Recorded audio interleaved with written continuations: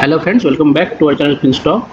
Today we are with yet another episode of our weekly market analysis series. तो जैसे कि आप जानते हैं कि इस सीरीज में हम मार्केट जब फ्राइडे को क्लोज हो जाता है तो उसके बाद इंडाइसेस ने कैसे परफॉर्म किया है उसके बेसिस पे हम हमारी नेक्स्ट वीक की स्ट्रेटजी बनाते हैं और जो स्टॉक्स आउट परफॉर्मिंग होते हैं उनमें हम फिर हमारी पोजीशन डिस्कस करते हैं।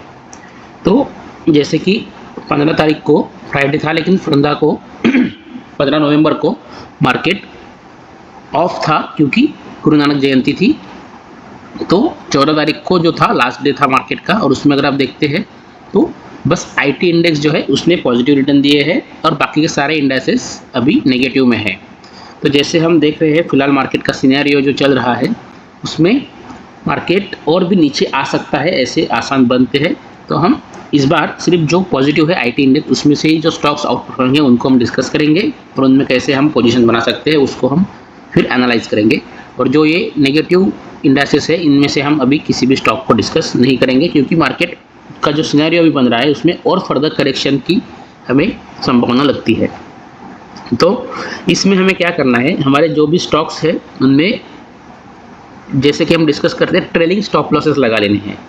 जो भी स्टॉक हमारे प्रॉफिट में है उनको स्टॉप लॉस लगाना है और अगर आते हैं वो स्टॉप लॉसेस वो लेवल्स तो हमें वहाँ से एक बार प्रॉफिट बुक करके बाहर निकल जाना है। और फिर जब वो एक सिग्निफिकेंटली डाउन आ जाएंगे स्टॉक्स तो हम फिर उनमें फिर से बाइंग करके जो भी है हमारी पोजीशन स्क्वेयर ऑफ कर सकते हैं, मतलब वो जो डिफरेंस होगा वो हम एज अ प्रॉफिट हमारे घर ले जा सकते हैं। तो इस हिसाब से हम ये डाउन मार्केट में भी प्रॉफिट बना सकते हैं। वैसे कोई डिफ़िकल्ट नहीं है, बस हमें थोड़ा डिसिप्लिन होना होता है। तो फ्रेंड जैसे कि आप देख सकते हैं इस बार निफ्टी आईटी 0.81% पॉजिटिव है, तो हम उसमें से जो स्टॉक्स आउट परफॉर्म कर रहे हैं उनको हम डिस्कस करेंगे। और ये निफ्टी इंडेक्स आईटी जो इंडेक्स है वो पॉजिटिव होने का रीज़न एक और भी है कि डॉलर जो है अगर आप देखेंगे डॉलर काफ़ी स्ट्रांग होते जा रहा है। तो मोस्टली इंडियन आईटी कंपनीज जो है वो सर्विसेज सेक्टर में काम करती है। तो जैसे कि डॉलर बढ़ेगा तो इनको जो फॉरेन से रेवेन्यू आएगा जो कि डॉलर में आता है वो भी बढ़ेगा, तो इनके मार्जिन्स बढ़ेंगे और इस हिसाब से उनके मार्जिन्स बढ़ेंगे तो इनके प्रॉफिट्स भी बढ़ेंगे। तो इसको ध्यान में रखते हुए ये आईटी के जो शेयर्स है वो काफ़ी अच्छा ऊपर अभी जा रहे हैं। तो अभी हम ये जो आईटी इंडेक्स है इसको जो स्टॉक्स है इनको हम अभी डिस्कस करेंगे। तो अभी हम जाते हैं चार्ट पे। लेकिन फ्रेंड्स आप हमारे वीडियोस तो देखते हैं लेकिन आप इनको लाइक करें, अपने फ्रेंड्स के साथ शेयर करें। इसी के साथ आप चैनल पे अगर नए हैं तो चैनल को सब्सक्राइब करके बेल नोटिफिकेशन दबा दीजिए ताकि नए वीडियोस की अपडेट आपको तुरंत मिल जाएंगे। तो अभी हम चार्ट पर जाते हैं। तो फ्रेंड्स हम सबसे पहले जैसे कि हर बार करते हैं निफ्टी और बैंक निफ्टी को एक बार देख लेते हैं। तो जैसे कि हम डिस्कस करते आ रहे हैं निफ्टी अपने हाई से ऑलमोस्ट अभी एक 10 से 11% क्रैश हो चुका है, जिसका मतलब है कि ये अभी एक करेक्शन की ओर बढ़ने लगा है। अगर ये और भी डिप जाएगा तो एज अ करेक्शन हम इसे कंसिडर कर सकते हैं अगर 20% तक अगर ये नीचे आता है तो। और अभी हमने जैसे कि एक लेवल मार्क किया है 23,352 के आसपास का, ये लेवल जो है एज अ सपोर्ट काम करना चाहिए। अगर ये भी ब्रेक हो जाता है तो निफ्टी को जो नेक्स्ट सपोर्ट मिलेगा वो मिलेगा 22,400 के आसपास का ये लेवल है। तो यहाँ तक और भी निफ्टी नीचे आएगा और स्टॉक्स जो है और भी सस्ते हमें मिलेंगे, तो उस हिसाब से हमें ध्यान रखना है। और अगर हम बैंक निफ्टी देखते हैं तो बैंक निफ्टी को भी हम डिस्कस कर रहे हैं। जैसे कि ये हम चैनल को देख रहे हैं तो एक चैनल के अभी फिर से लोअर एंड के पास बैंक निफ्टी आता है।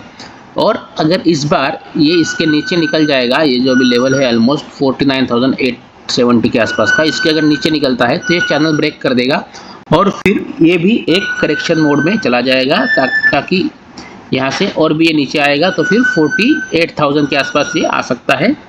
और जो स्टॉक्स है वो बैंकिंग स्टॉक्स काफ़ी सस्ते यहाँ पे हो जाएंगे।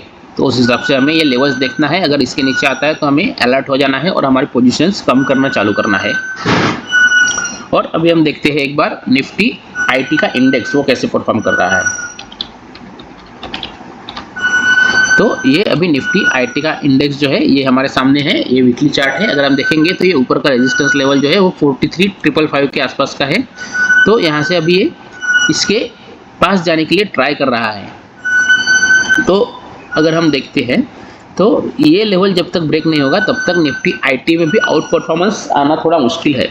क्योंकि जैसे कि आप देख रहे हैं मार्केट का सिनेरियो भी ऑलरेडी सेंटीमेंट नेगेटिव है, तो शायद यहाँ पे ये रेजिस्टेंस लेगा और यहाँ से स्टॉक्स थोड़ा नीचे आ सकते हैं। तो हमें उन्हें भी, जो आईटी के स्टॉक्स है उनमें भी थोड़ा कॉशियसली ही ट्रेडिंग करना पड़ेगा।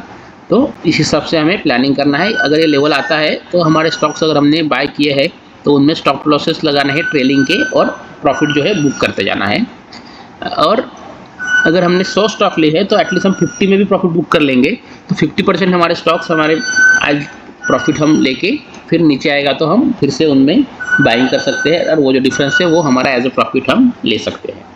तो इस हिसाब से हम इसमें ट्रेडिंग और इन्वेस्टिंग में भी प्रॉफिट कमा सकते हैं। तो अभी हम आईटी में जो स्टॉक देखते हैं वो पहला स्टॉक है HCL टेक्नोलॉजीज का स्टॉक। तो इसमें देखेंगे आप तो ये एक रेजिस्टेंस लेवल के पास अभी ट्रेड हो रहा है, तो इसमें हम अभी इमीडिएट पोजीशन नहीं बना सकते हैं। और ये जो कैंडल बनी है लास्ट वीक में, ये ऊपर से थोड़ा सेलिंग आपको दिखेगा, ऊपर वीक बड़ी है, मतलब यहाँ से सेलर ने सेल किया है।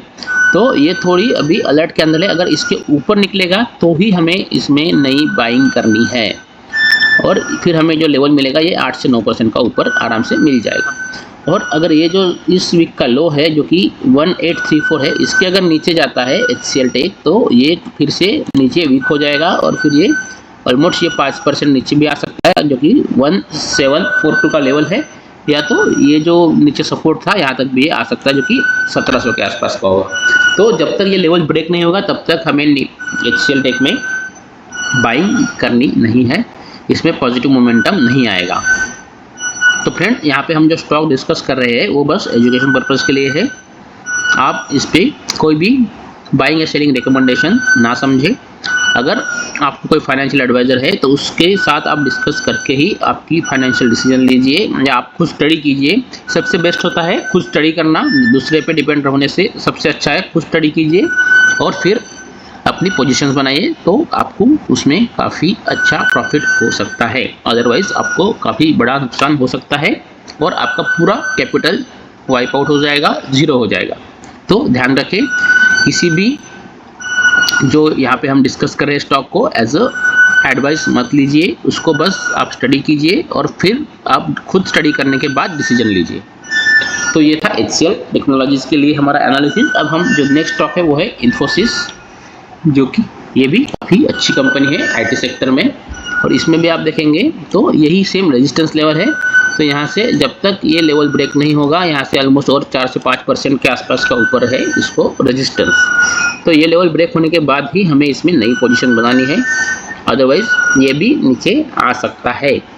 तो जब तक ये लेवल्स नहीं निकलते तब तक कोई भी स्टॉक में इस बार ये जो सिनेरियो है मार्केट का उस हिसाब से हम बाई नहीं कर सकते हैं। हाँ, लेकिन जिनको इन्वेस्टमेंट करना है वो थोड़ा इसमें सोच सकते हैं। अगर ये लोअर जो यहाँ पे लेवल है इसके पास आता है तो इन्वेस्टमेंट जिनको करनी है वो यहाँ पे इन्वेस्टमेंट के पर्पज़ से लॉन्ग टर्म के लिए बाय कर सकते हैं, काफ़ी अच्छे इनको बाद में रिटर्न मिल सकते हैं। तो ये तो था हमारा आईटी का सेकंड स्टॉक, निफ्टी आईटी में जो है इन्फोसिस। देन नेक्स्ट स्टॉक जो हम डिस्कस कर रहे हैं वो है कोफोर्ज। ये हमारा लास्ट स्टॉक हम डिस्कस करेंगे अभी, कोफोर्ज। तो ये देखिए कोफोर्ज का स्टॉक है, और आप देखेंगे तो इतने मार्केट में उठापटक होने के बाद भी ये स्टॉक एक सर्टेन मोमेंटम से कंटिन्यूसली ऊपर जा रहा है। तो इसे कहते हैं आउट परफॉर्म स्टॉक। अगर इसमें ये लेवल ब्रेक होता है जो कि है 8159 या 8160 का, तो इसमें हम और भी ऊपर के टारगेट एक्सपेक्ट कर सकते हैं जो कि 8628 के आसपास का, जो कि 4 से 5% ऊपर है। तो उतना अगर आपको प्रॉफिट लेना है तो आप उसमें एंट्री कीजिए, और स्टॉप लॉस ट्रिक लगाना है जो कि ये कैंडल का लो हो जाएगा जो कि 7862 का है। काफ़ी छोटा स्टॉप लॉस है, छोटा स्टॉप लॉस है तो प्रॉफिट भी हम छोटा लेंगे। उस हिसाब से हमें यहाँ पे इसमें ट्रेडिंग और इन्वेस्टिंग करनी है। तो अभी के लिए इतना ही फ्रेंड्स, थैंक यू।